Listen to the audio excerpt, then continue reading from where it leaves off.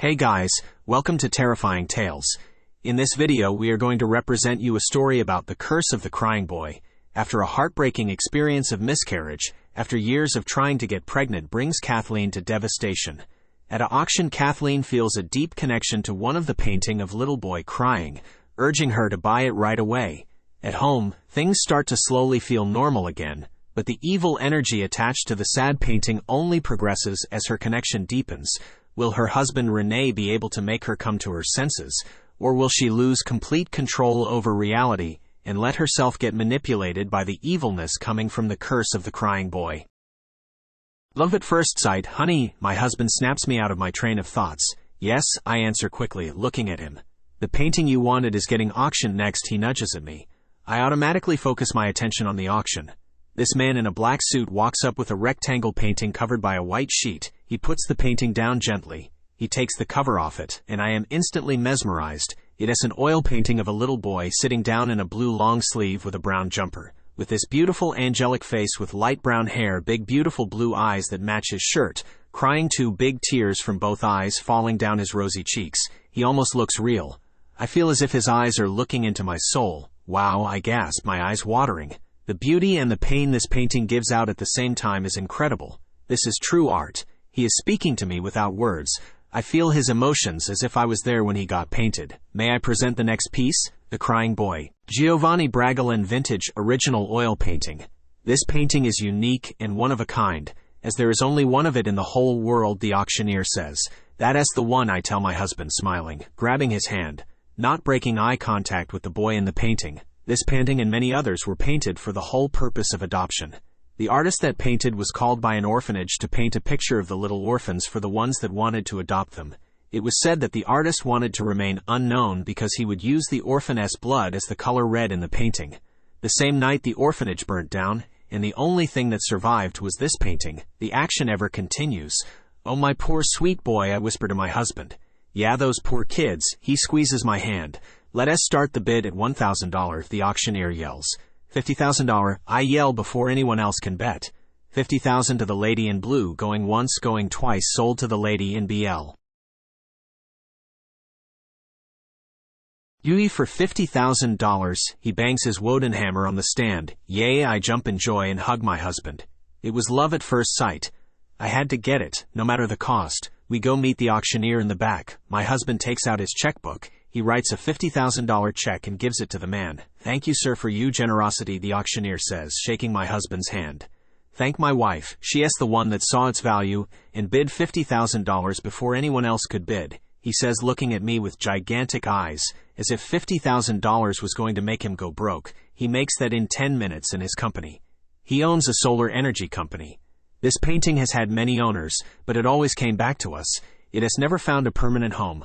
I hope yours will be its last, the auctioneer says, handing me the painting.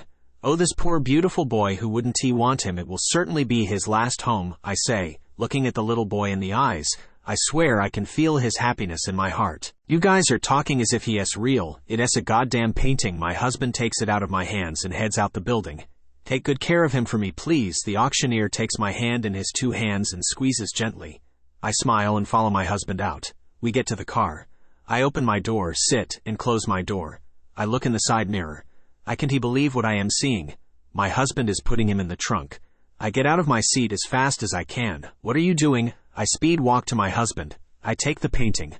I am putting the painting in the trunk, he answers, confused. He doesn't belong in the trunk, I say, furious, putting him lying down in the back seat. He says loudly, correcting me. What? I turn to face him.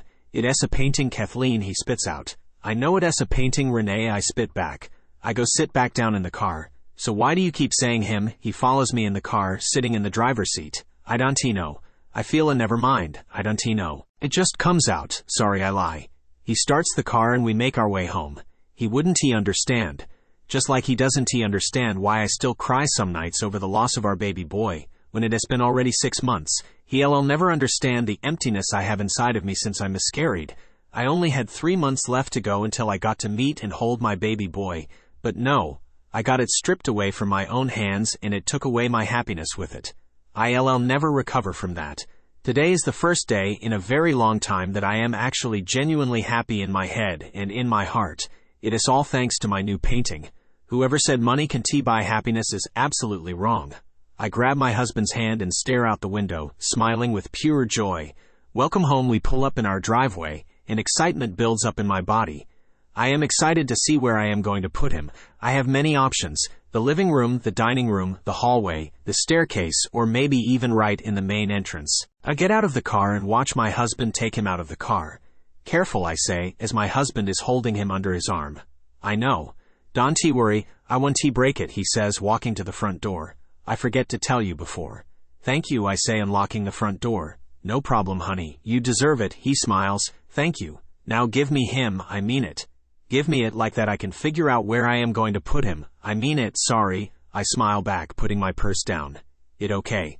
I know you don't do it on purpose, you can call it whatever you want. He hand me the painting and I give him a gentle kiss on the cheek. I love you, I say. I love you too, honey, he says back. I take my painting and look at the places I could put him. I hang him up in the stairs case, but it just doesn't look right. It doesn't fit in with the other painting hanging. I hang him up in the entrance, but once again it doesn't look right. It is just odd. I go in the dining room and put it next to the painting of me and my husband. It is perfect. We look like a family. The family I'll never have. I go in the kitchen. I get a rag and damp it. I return to the dining room and go straight to my painting. I pass the damp rag on the painting of me and my husband and pass it on my sweet boy's painting. There you go, my handsome young man. I pass the rag, removing the dust covering it from the auction house. I can't believe you burned in that fire and died a horrible death. You deserved so much more in the world. You sweet boy. I put my hand on the painting gently. Welcome home, I smile, looking at him in the eyes. It warms my heart, knowing I can give him a forever home. Even if it is only a painting, I swear I can feel him smile. I smile back. I can't believe that everyone has returned the painting. It is such a beautiful painting to look at. I continue staring at him. Please don't tell me you talking to a painting now. Do I have to call the nut house? My husband startles me. No, I laugh. What or why? Oh, you doing then? He asks. Nothing, I was just thinking, I answer, still looking at the painting. About what? He hugs me from the back. I lean into him, letting out a deep breath. How horrible it must have been for those poor little children inside that orphanage, not getting adopted and getting burned alive. For sure they were mistreated. Look at how miserable he looks with those big tears falling from those big beautiful blue eyes. I answer honestly. I can't even imagine, he says so gently, it is almost a whisper. A tear falls down my cheek. Me either, I express. But what an odd place to put it, right next to us. You really want that constant reminder of his horrible story right next to our wedding picture, he says, without a care in the world. Why not? A painting this beautiful deserves to be seen, I explain. It is a bit weird, don't you think, he adds, turning me around to face him. You weird, I attack, looking at him in disbelief. How am I weird, he asks. The way you talking, Ian. Swear you put a random painting from an action of a crying orphan right next to us. I don't like it. It is not like he is our son, he says. It feels like I got stabbed in the pit of my stomach. No, our son is dead, trust me. I know, I scream in anger. If this thing is going to cause fight between us, you'll see how fast I am going to bring it back to the auction house, he says, storming out of the dining room. What an asshole. How can he blame that poor, sweet, innocent boy for this fight? He is the one that started the fight by bringing up our son. How can he be so heartless? The painting is not the problem. The problem is that we haven't spoken about what happened. All he does is work in office, and he thinks by buying me stuff here and there that it is going to make it better. This is the most happy I've felt in a while. I am not letting him take this painting away from me. It is not fair. I am sorry, I whisper, looking at his sweet eyes. I look out the window. It is really dark outside. I look at the clock. It is 10:55 p.m. I yawn. It is time for me to head to bed. I take my rag, bring it in the sink. I am going to clean up tomorrow. I don't feel like doing it now. I make my way to my bedroom. Good night, I smile, as I pass by the dining room. I get in my bedroom and Rene is already in bed. I go in the bathroom and put my silk pajamas on and brush my teeth. Leaving the bathroom, I lie down in bed next to him, covering myself. I am sorry, I say softly. Me too. He kisses me. I smile. I turn around. He wraps his arm around my waist and we both fall fast asleep. The first night I get woken up by the sounds of footsteps. I look at the clock. It is 2:35 a.m. What are you doing up at this time? I say loudly, sitting up in the bed. What? Rene muffles, lying down next to me. Rene, wake up. There is someone in the house. I shake him.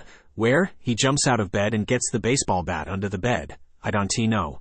I heard them walk in the hallway. I thought it was you, I say, scare. Do you okay? Stay here. I am going to go check, he says quietly, going slowly in the hallway. Don't go, I say. Shish, call the police, he says, leaving my sight. I take my phone from the dresser and dial 911 right away. They pick up after the second ring. 911, what is your emergency? The dispatcher says.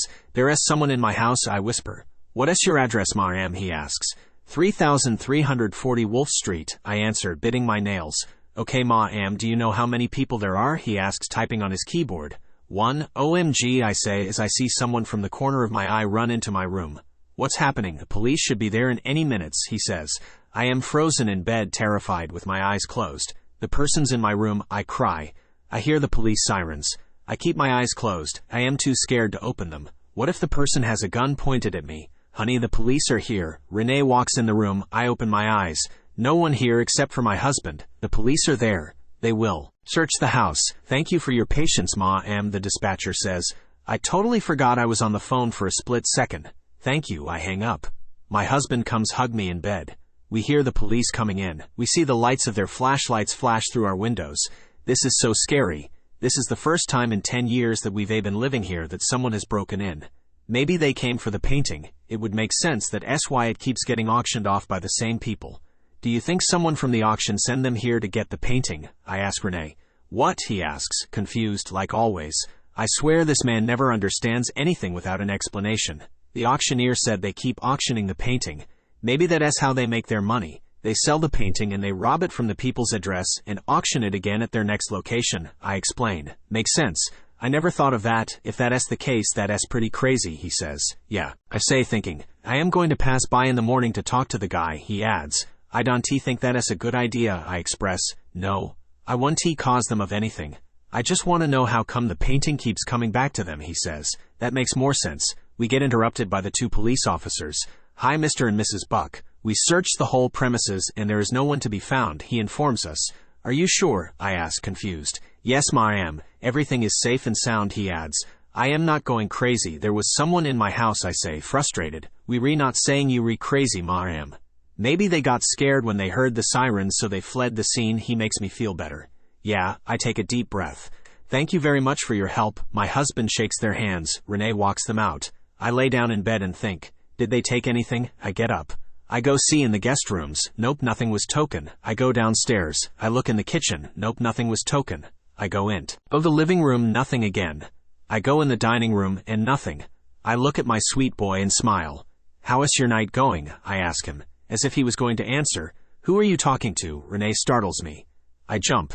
No one. I wasn't talking, I answer quickly. I heard you, Kathleen. I hope you were not talking to a goddamn painting, he says, aggressively. I was just kidding is all I can say. What is his problem? You're starting to freak me out with this painting. Calling it him and now talking to it, he says, walking away. Stop it. I was only kidding, I say, following him, looking back at my sweet boy, giving him a sweet smile before leaving the dining room. This better stop because if this continues, you see how fast I am going to throw it in the garbage. I don't care how much money I paid for it. Hell with it. It was probably him walking around the house, he laughs. Was it? Could it have been? Maybe it was him. I feel a rush of excitement run through my body. Oh my SWE. That boy wanted to come see me. I shake my head to take the thought out of my mind. What is happening to me? I close the light and get back into bed, ignoring Rene's last comment. I cover myself and turn around, facing the opposite way from my husband. I don't want to see him right now. I sigh. It is a painting. Can he be alive? That is nonsense. I stare into the dark and I open my eyes bigger to try to make out what I see and lift my head up to see straight. That is when I see my sweet boy standing in my doorframe. I smile, put my head back down and close my eyes, falling asleep with happiness in my heart. The article when wake up with the sun piercing through my eyelids, coming from the window. I open my eyes slowly and turn to notice my husband has already left bed. I look at the time. It is 10:05 a.m. I get out of bed, put my robe on, and head downstairs. Rene already let in the maid because my breakfast is waiting for me at the table. I take my plate and sit facing my sweet boy, Giovanni. I sit there and look at him hanging on the wall. I feel at peace when I look at him. There is something about his face. It is like I've known him my whole life and he belongs here. I eat my breakfast. My husband walks in. Hi, honey, he says, entering the dining room, leaning over to kiss me. Hi, where did you run off to this morning? I kiss him back. I went to the auction to ask about the painting, he responds, and I ask, curious. You would not believe what they said, he says, handing me a paper. What is this? I ask, confused to why he is handing me a piece of paper. Just read it, he orders me. I open the paper and right there is my sweet boy's face. It is an article from The Sun in 1985 captioned, Blazing Curse of the Crying Boy. Picture is a fire jinx. I gasp. How is this possible? I feel pain in my heart. How can they do that to my sweet boy? I continue reading. It says, heartbroken. May and Ron Hall were blaming the curse of the crying boy yesterday after their home of 27 years was wrecked by fire. Thus the couples had laughed off warnings that there was a jinx on their picture of a tot with tears running down his face. Ron's fireman brother Peter told them he and his mates had seen the print too often in houses where there had been blazes, and he claimed the popular picture, an estimated 50,000 have been sold in Britain, always seemed to survive the flames. How could this be? The auctioneer said it was one of a kind. This is the original. The others must be copies of the original. Pain-stricken my heart as I think of my sweet boy burning in those flames so young and having to relive it in those house fires. So sad. Okay, and I look at my husband, confused. We are getting rid of this painting, he says. Seriously. Why, I say, shocked. Do you want our house to fucking burn down like the rest of them? He says, harshly. Wait, let me do some research before I say, buying me time to convince him to let me keep it. He stays silent, looking at me with disbelief. I look at the article, and then my sweet boy. Impossible. My sweet boy is a curse. Look at him, he is so sweet. He has been wronged his whole life by people he trusted and was in so much pain. I will not be one of these people. This is his home too. The research. I go in my office, open my laptop, and straight away dive into my research. Why would anyone want to ruin my sweet boy reputation? I go on Google and write crying boy painting curse. There it is, my sweet boy face everywhere. Different articles, blogs, videos. I click on a blog called The Crying Boy. It is all people talking about their experiences with the crying boy painting and how they immediately got rid of it because of its story behind it, and they were scared of their house burning down. I leave the blog and go see different articles, but one catches my eye on hauntedpaintings.com about this man that had this painting hung on his wall since he can remember. He always thought it was a painting of a family member until someone from his school came over and said that the painting told him something, and he researched it online and found the articles about the cursed painting, which was exactly the one hanging in his living room. He showed his mother, and mother could believe her eyes, and told him it has been in the family for generations. He swears that nothing bad has ever happened to his home or whatsoever, no fires, nothing. But sadly, with all the known evil about this painting, his family made the decision to get rid of it. That night their house burned down, everyone made it out alive, and the only thing that made it out of the fire was the painting hanging on the wall at its original place. What was weird was how did the painting get back on the wall, and the firefighter could find any explanation on how the fire started. He explained that he himself did some research and found out that there is a way to break the curse is by hanging the crying girl painting next to him. Bring the two of them together, brings your home good luck, canceling out the bad luck. Oath. Curse claim that being kind to the print can also bring good luck. Still, to this day in 2022, they do not know how come the painting survives the fires. Some say it is because it has a fireproof vanish on top of it. Some say the tears on the boy's face take out the flames. Some say it is because it is pure evil. I leave the article. I come across a video on YouTube. A video from The Sun in 2002, setting my painting of my sweet boy on fire. It breaks my heart. The two men take gas, pour it all over him, light a match on fire, and throw it right at him. The frame catches on fire, but the painting is flame-free. I am amazed. I've had enough. My painting isn't evil. It was just mistreated over and over again over the years, and he defended himself in the only way he could. I would never mistreat him, so I know deep in my heart he will never hurt me or my home. He has family now. It did say in the article that if you treat him kindly, he brings good luck. I close my laptop, get up, and head into the dining room. I look at my sweet boy. I got my first boy ripped away from me. No one is going to rip you away from me. You my sweet boy. I walk to him and gently slide my index finger on his cheek. I can feel him. Why would anyone hurt you? I whisper with a tear falling down my cheek. You starting to scare me, Kathleen, my husband speaks. I didn't know he was watching me. Oh, you here. How am I scaring you? I ask. I glance at him. Why are you crying? He comes to me and hugs me. I don't know I feel a connection to the painting. He was a helpless little boy that got burned alive. He died alone, I say, hugging him back. I know it is sad, but it is not your fault, he reminds me. Yes, right. I know, but he was helpless, just like I was when I lost our baby boy, I express. Honey, that too wasn't your fault. He hugs me hard. I know, please don't make me lose him too. I beg. It's dangerous to keep Kathleen. He becomes serious. No, it's not. I did my research. Yes, there is some odd, unexplainable stuff about this painting, but he is harmless if you don't mistreat it. He actually brings good luck if you treat him right, I explain. I wish he understands. Are you hearing yourself? Do you hear how crazy you sound? He says, annoyed. I am not fucking crazy, I cry. You acting crazy right now, crying over a painting we just got yesterday. He is not our son, he yells. I know he is not my son, but in some ways, I feel like we were destined to find each other. You don't want to see him, fine. I'll take him into my office. I take my sweet boy off the wall and go into my office. I walk into my office, and I set my sweet boy on my desk chair. I go downstairs to the garage, grab a hammer and a couple nails. I walk back to my office and look around. Where should I put him? Not next to the window. That is when I see it right in front of where I sit on the wall. I take the hammer and nail the nail into the wall, grab him and hang him. I sit in my desk chair and look at him. I am so sorry you had to hear that, I said to him. That is when I noticed right under his right eye, it looks like there is something coming out of his eye. It looks like water damage, but the weird thing is, it is coming straight out of his eye. Have you been crying? I ask him. I felt his answer in my body, getting shivers. He has. Don't cry, my sweet boy, I am here. I whisper and press my cheek against his. I sit back down in my desk chair and open my laptop to see if my boss sent me any less than emails. He did. I open it. The second night, I walk up to my desk chair. I must have fallen asleep while looking at the new project from work. It is dark outside. I look at the clock. It is 2:05 a.m. I close my laptop and get up to go to my room, to go sleep in my bed. I look at my sweet boy to tell him good night. And that is when I notice he is not in the painting. What? The painting is there, but my sweet boy isn't. How is that possible? I get out of my office and go down the hall into the kitchen. The instant I enter the kitchen, I see a little perso and run across it. I get scared. Hello, I say, trying to get his attention. He runs across the kitchen again, but the time going into the dining room, laughing. I follow him to see where he is going. I enter the dining room. He is hiding in the corner, crouched down. Why are you hiding, my sweet boy? I won't hurt you. I walk towards him.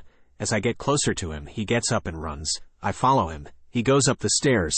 I run up the stairs, trying to catch up to him. He runs across the hall and makes a left into my bedroom. Hey, Donnie, be scared. I try to convince him to come see me. I walk into my bedroom and there he is, standing at the edge of my bed, pointing at my husband and shaking his head. I walk to him and kneel on my knees in front of him. Are you scared of him? I ask. He nods yes. Are you scared of me? I ask, scared of the answer. He shakes his head no. Do you trust me? I ask. I want him to. He nods yes. If you trust me, don't you ever feel scared in this house? I'll always protect you. No one is going to hurt you, my sweet boy, I tell him honestly. He smiles and hugs me. I hug him back. He was meant to be mine. With his bad luck of past owners, and with my bad luck with trying to conceive and miscarriage, we were meant to be together. I hug him tightly. I love you, I whisper. Kathleen, Rene asks, waking up. Yes, I answer.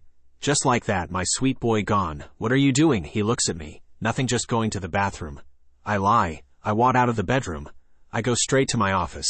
I get in my office and my sweet boy back in his painting. Good night, my sweet boy. I kiss him on the cheek and go to bed. I knew there was something special about this painting the moment I saw it. The way his eyes look into your soul. Just by looking at him, you can feel his pain. You can almost live through his pain of the day he was getting painted by staring into his eyes. It is crazy when you think of it, but I swear if you could stare into his eye, you would automatically understand what I am saying. I turn around, wishing I had more time with him tonight. I close my eyes and picture our life together, playing, laughing, falling asleep slowly. Alone at last, I wake up to my husband not being in bed next to me. I get up, go to the bathroom, put my robe on, and go downstairs to the kitchen.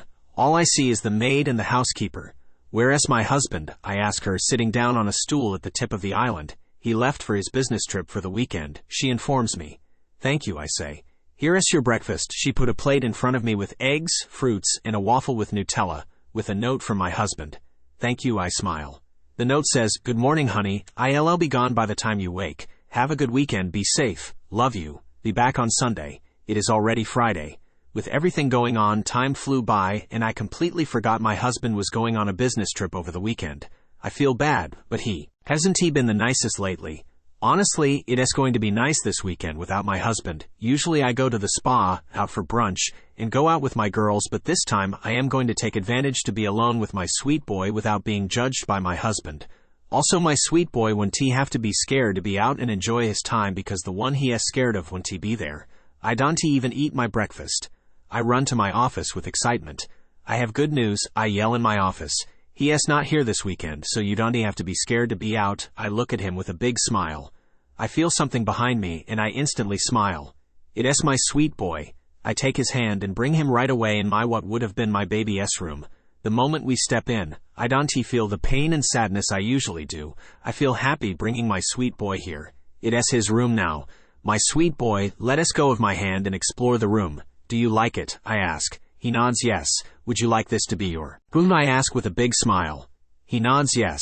I leave him in the room and go get his painting in my office.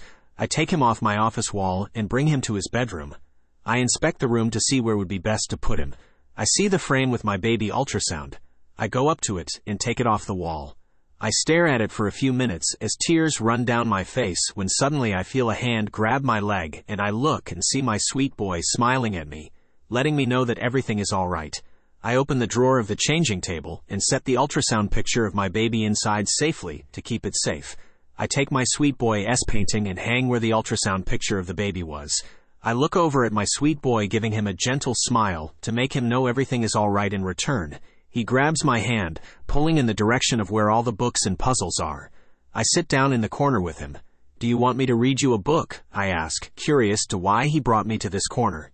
He shakes his head no and points to the puzzles. You want to do a puzzle? I ask. He nods yes. Which one? He points to the one with the trains. I take it out and open the box. I put the puzzle pieces on the floor and spread them out face up. He points to certain puzzle pieces and I put them together. 30 minutes later, we were finally done with the puzzle. He is one smart cookie. Once he sees the final product, he has the biggest smile imprinted on his face. It feels so nice to see him smiling instead of crying. He is such a beautiful boy and so smart for his age. Wait, how old is he? I don't know his age. Can I ask you a question? I ask. He nods yes. Can you show me with your fingers how old you are? He nods yes and puts up 6 fingers. Wow, you re a big boy, I smile. He nods and smiles. I know this is crazy, but it is no coincidence that he is 6 years old and I lost my baby at 6 months. Now I am really convinced that we were fated to find each other. This is my angel say. And from heaven to get me through the most painful experience of my life. You re such a handsome boy, I compliment him. He smiles from ear to ear. I jump as the door of the room opens. It is the housekeeper. Sorry to startle you. I just wanted to inform you I am here and ask what would you want for lunch, she informs me. Yes, don't worry, I was just cleaning up. The usual would be nice. Thank you, I confirm, picking up and putting away the puzzle. My sweet boy is already back in his painting. I give him a quick smile. Can I ask you something, ma'am, she says, turning around to look at me before leaving the room. Of course I answer. Who were you speaking with, if you don't mind me asking? She catches me off guard. Oh, I was in a deep train of thoughts. I guess I was thinking out loud, I explain. Oh, okay, she continues her way. I look at my sweet boy. I'll be back, I tell him, closing the door behind me. Once done eating, I go in my office and take my iPad. I answer a couple emails and then go on FaceTime and FaceTime my husband. He answers right away. Hi honey, he says. Hi, what are you doing? I ask. Nothing, just got back from a meeting. You, he asks. Just got back from eating and answering a couple emails, I answer. I didn't lie, I just kept some details away from him. Nice. What did you eat? He asks. Salmon poke bowl, one answer. What are your plans for later? He asks. He arcs a brow. Going out with the girls. You, I lie. I am obviously going to spend some more time with my sweet boy. That's nice, he says. Yeah, I answer. Where are you girls going? He asks. I think we going to this bar in the hotel with a couple of Emily's friends. I invent. Cool. I hope you have fun, honey, he smiles. Thank you. I am going to start getting ready. Have a nice night, I say to cut the conversation short. I blow him a kiss. You too, he blows me a kiss back. I end the call. I put my iPad away and I hurry to go back to my sweet boy room. What happened? I into his room and there he is sitting down at the kid's table on a chair looking at the set of crayons. Does he want to draw? How would that even work? I would draw for him. How would he tell me what to draw? Sometimes I wonder how much he can do. I do feel him when he touches me, and I've heard in the past when I was younger that some ghosts can move objects. Can he? I get his attention. Hi, my sweet handsome boy, I say, enjoying my view. It is so nice to finally have this. He waves at me. What are you doing? I ask. He points at the colors. You want the colors? I ask, going towards them. He nods yes. I grab the pencils and colors and give it to him. I go into my office quickly and grab some white paper from my printer tray. I go back to his room and give him the paper. I watch him as he goes to grab a pencil, and I am amazed. He can move objects. I sit on the opposite side of him and join him. Do you like to draw? I ask, grabbing a pencil for myself. He nods yes. Did you used to draw when you were alive? I ask, thinking of what to draw. He nods yes. What was your favorite thing to draw? I ask. Drawing a butterfly. He looks at his paper and starts drawing. Once done, he shows me, and I am flabbergasted by what I see. He wrote the word dog. You know how to write? I ask. This is incredible. He writes on his paper. Yes. Wow, you are really smart for your age, I tell him, smiling. I am so proud of him. He writes on his paper. Thank you. It is my pleasure. I wink. It is crazy. He keeps me on my feet. He amazes me every time I see him. He is so perfect. He is sweet. He is smart. He is handsome. He is kind. He is gentle. I don't understand who would ever hurt this sweet, innocent boy. There is not 1 ounce of evil in this boy. Can I ask you a question? I ask, putting my pencil down. He nods yes. Is it true what everyone says about what happened to you? I ask with sympathy. He looks at me. He smiles and looks down at his paper. But several minutes later, he hands me the paper. He wrote, some is true. My name is Giovanni. I have no parents. I got killed by fire. Where I lived they hurt me. Reading those words completely destroyed me. My heart exploded in my chest. How can someone hurt a child? I knew he died in a fire, but I didn't know it was done purposely. Also, they would hurt him. I look at him with tears building up. I would kill anyone that would try to hurt him. What did he do to deserve that? Why does God bless people with children when they can take care of them? But he doesn't bless the ones that deserve it. A tear falls down to my cheek. My sweet boy gets up, puts his hand on my cheek and wipes my tear away. Did you really set fire to those houses? I ask, convinced that it wasn't tea. He shakes his head. No. I knew my sweet boy was not capable of doing the foul things the people said on the internet. How can a painting set a house on fire? How long have you been stuck in the painting? I ask. He shrugs his shoulders. He doesn't know. How did you get stuck in the painting? Is it because the artist really used your blood in the painting? He nods yes. Is he the one that killed you? Did he start the fire? I ask. He nods yes. I am so sorry that happened to you. I cry once again. He hugs me. I look at the time. It is 9 p.m. Wow, time flew. I hate how fast the time passes when I am with him. My sweet boy, I have to get ready for bed. I am tired, I tell him. He looks down.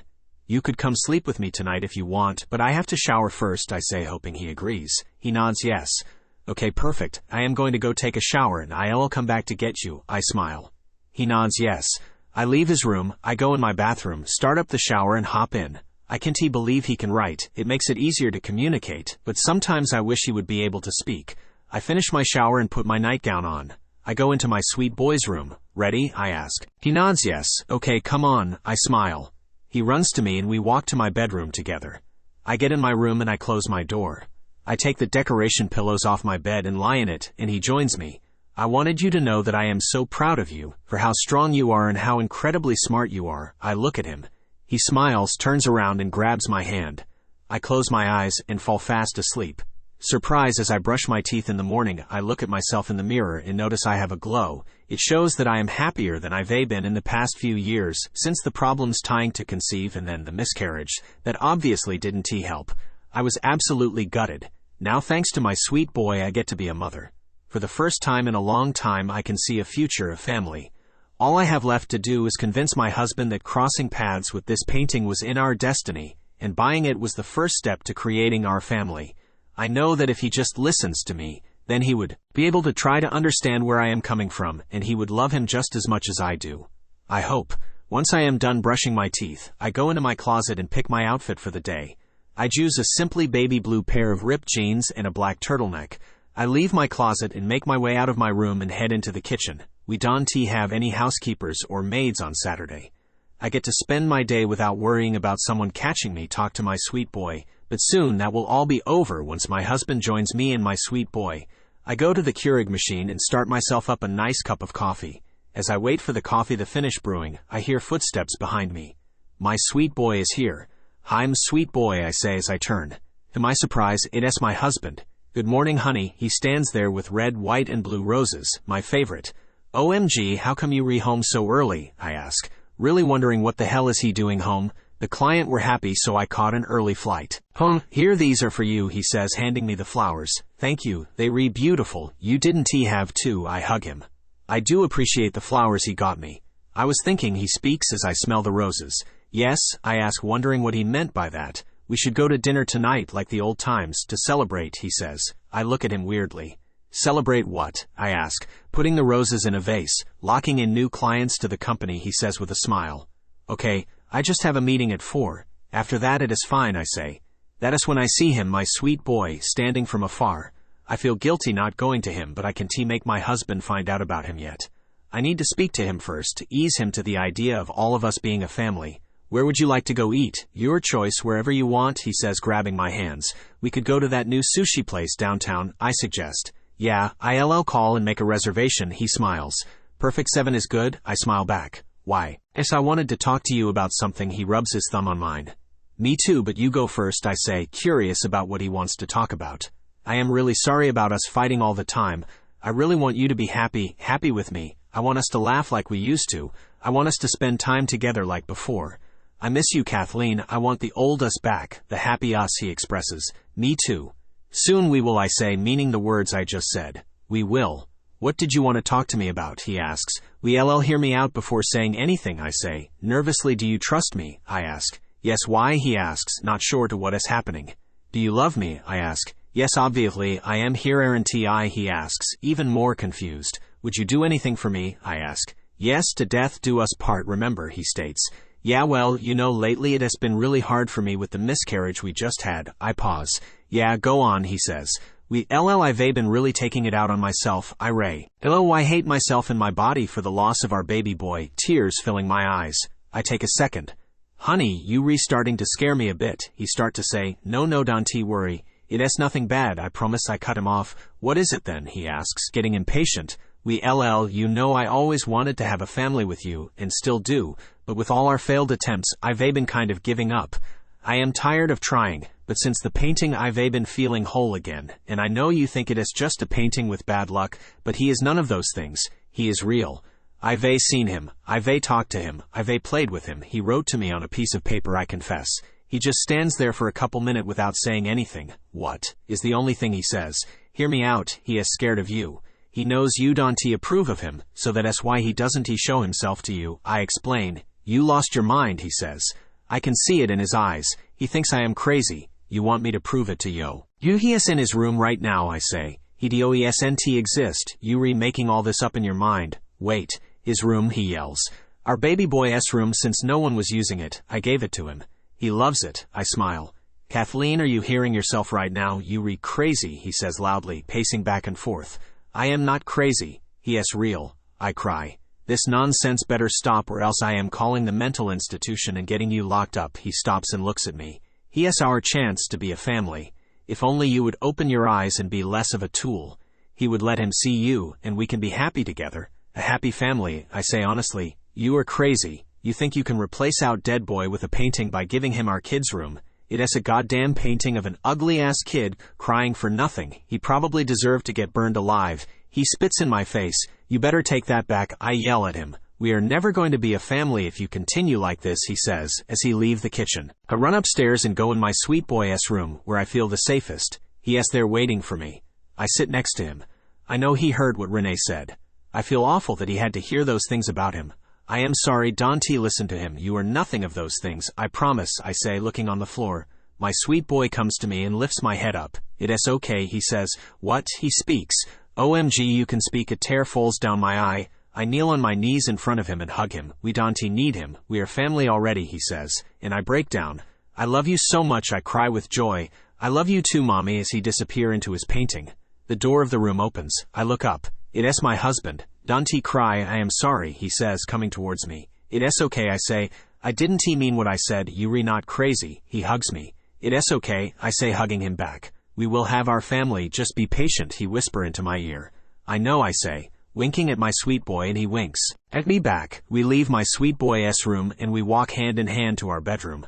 I am really exhausted. I want to take a nap. Never mind the restaurant. I am really tired. I want to go take a nap, I say, getting into bed. Okay, I'll go tomorrow. He kisses me on the forehead. I close my eyes and drift off quickly into a deep sleep. Betrayed. Wake up, honey, you have to leave for your meeting in 30 minutes. Rene tries waking me up again. I think it is the third time he tries. I finally get up this time. Third time's a charm. Okay, thank you, I say, looking at the ceiling. I honestly don't feel like getting up, but I have to. It's work.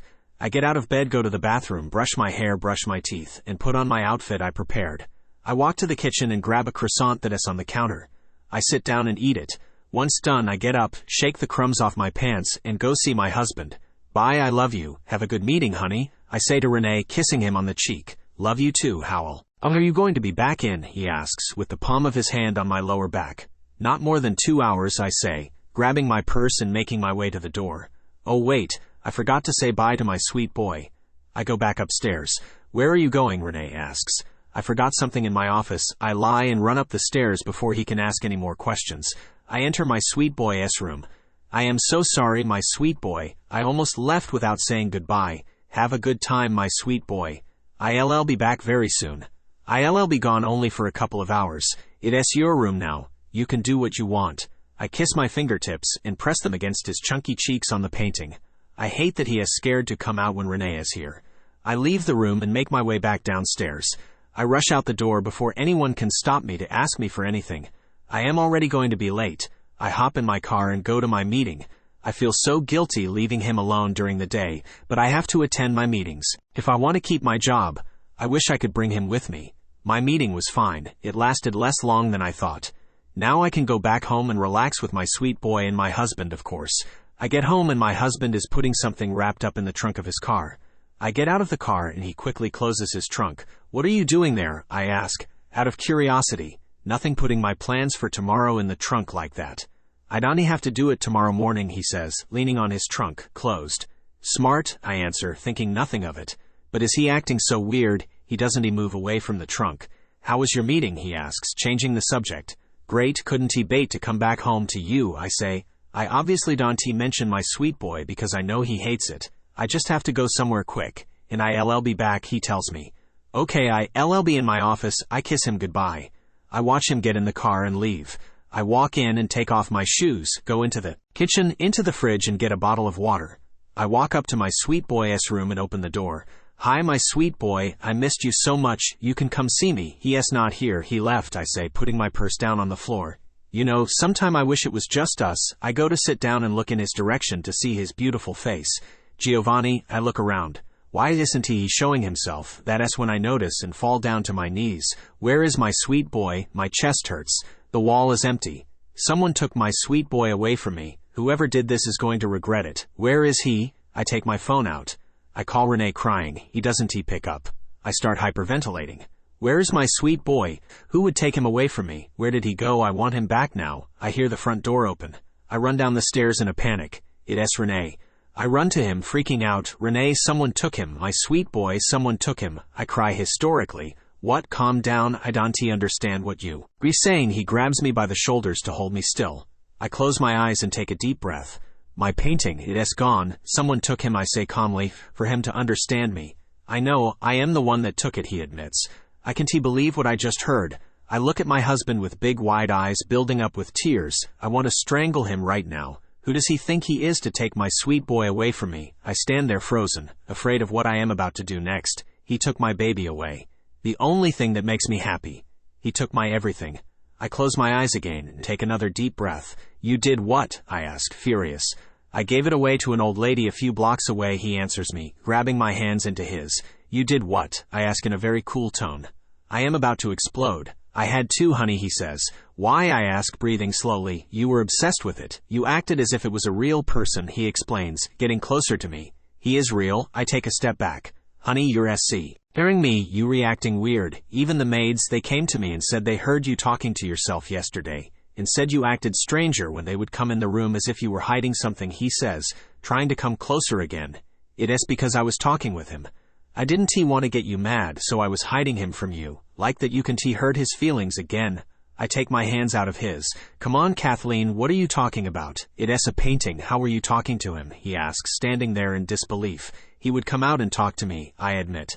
Okay, I've heard enough. I am glad I got rid of that fucking painting like that. This nonsense is going to stop. He storms off. You're going to regret this. I yell at him, leaving, aggressively. He will.